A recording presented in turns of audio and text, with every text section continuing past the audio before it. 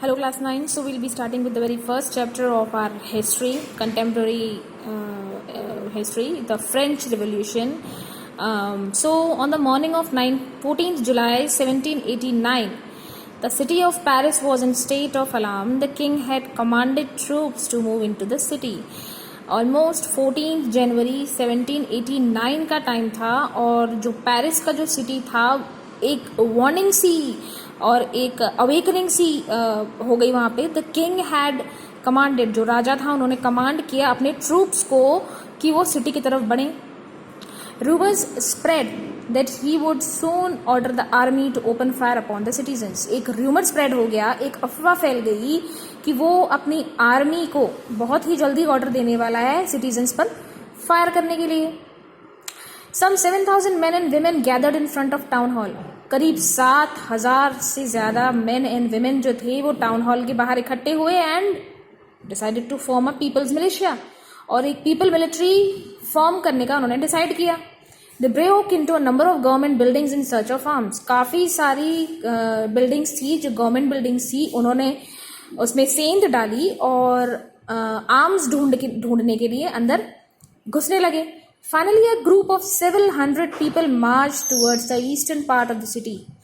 करीब 700 पीपल जो थे वो मार्च करते हुए ईस्टर्न पार्ट्स की सिटी की तरफ बढ़ने लगे, जहाँ पे फोर्ट्रेस प्रिजन था, the Bastille, where they hoped to find hoarded ammunition, जहाँ पर उनको एम्यूनेशन यानी हथियार मिल सकते थे.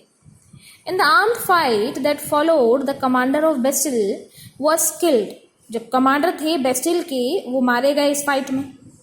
And the prisoners released, जो प्रिजनर थे उनको रिलीज कर दिया गया. Though there were only 7 of them, हालांकि सिर्फ 7 जने ही थे उस प्रिजन में.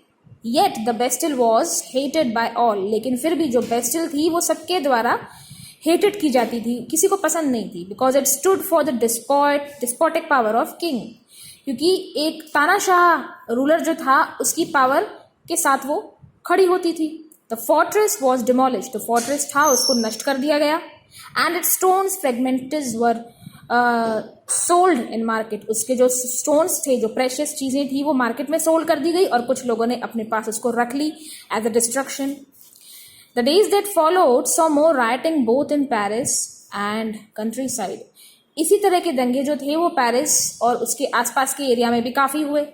Most people were protesting against the high price of bread, और काफी जो लोग थे वो ब्रेड के बढ़ते प्राइजेस के लिए भी प्रोटेस्ट कर रहे थे.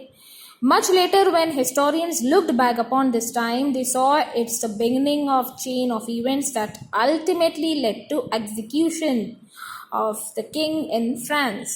और जब historians ने इस history की तरफ देखा तो उनको दिखाई दिया कि ये एक चेन की बिगिनिंग थी जो कि शुरू होने वाली थी. एक जो फ्रांस के किंग थे उनके एग्जीक्यूशन के लिए लोग उनको एग्जीक्यूट करने वाले थे.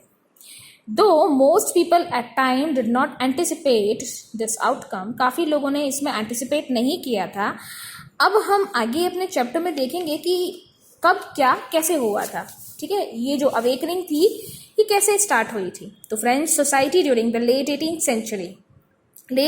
सेंचुरी में फ्रेंच सोसाइटी कैसी थी. इन 1774 लुइस 16, इसको बोलते हैं 16, Louis 16 of Bourbon family of kings ascended the throne of France. Louis 16 जो बॉर्बन फैमिली से थे उन्होंने फ्रांस के जो राजा थे उनके थ्रोन पर चढ़ाई कर ली थी. थ्रोन यानी गद्दी पर चढ़ाई की थी, राज्य पर चढ़ाई की थी.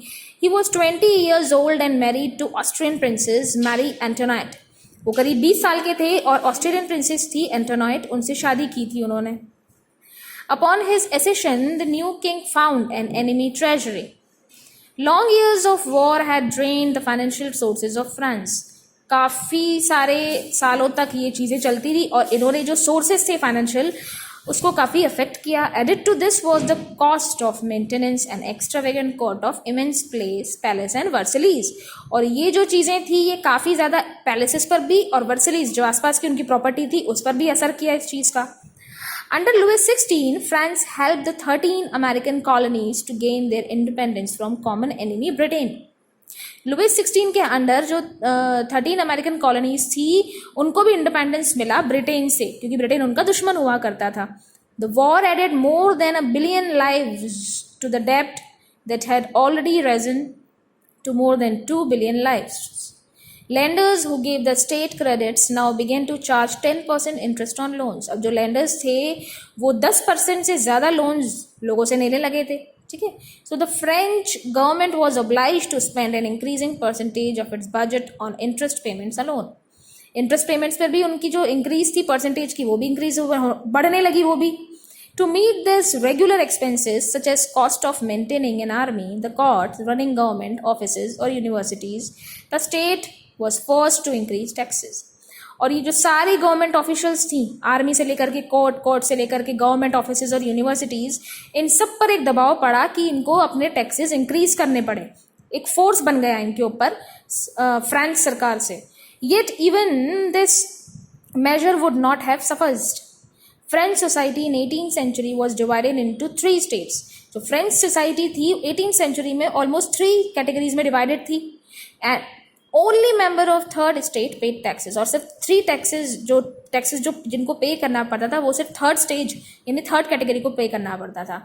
यहाँ पर आपके एक डायग्राम बन रहा है, first category, second category and third category. First category में आप लोगों के क्लर्जी आते थे, सेकंड कैटेगरी में आप लोगों के नोबिलिटी आते थे. क्लर्जी में पादरी, पास्टर या फिर पंडित भी बोल सकते हैं हम इन लोगों को, जो कि चर्चेज उस समय चलाते थे, वहाँ के चर्चेज को हैंडल करते थे. नोबिलिटी जो बहुत ज़्यादा अच्छा पैसा कमाते थे, राजे महाराजे, है ना, किंगडम जिनका हुआ करता था वो.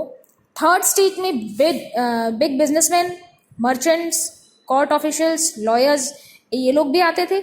इनके नीचे आते थे पीजेंट्स एंड आर्टिसंस, किसान और छोटे व्यापारी, ठीक है.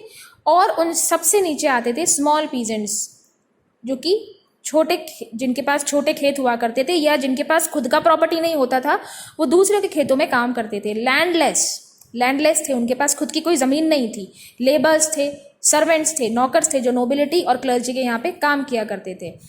यही लोग थे जो कि टैक्सेस पे करते थे नोबिलिटी को और क्लर्जी को, और सरकारी ऑफिसेज दूसरे जो थे उनको. बाकी नोबिलिटी और क्लर्जी जो थे, इन लोगों को स्पेशल प्रिविलेजेस मिले थे और इन लोगों को टैक्सेस पे नहीं करने पड़ते थे.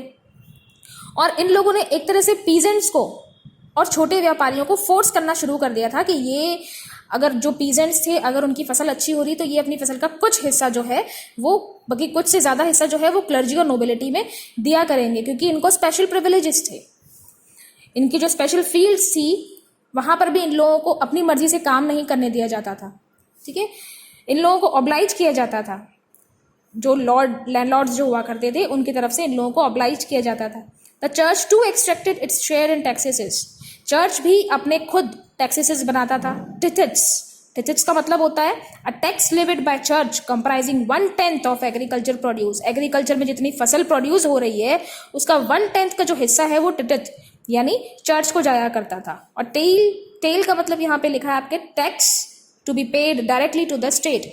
ये जो टैक्स होता था टेल, ये डायरेक्टली आपको स्टेट को पे करना पड़ता था इन लोगों को, ठीक है. तो एक तरह से ये एक बर्डन बनता जा रहा था, और क्योंकि फाइनेंशियल एक्टिविटीज जो थी वो स्टेट की बहुत ज़्यादा बढ़ती जा रही थी.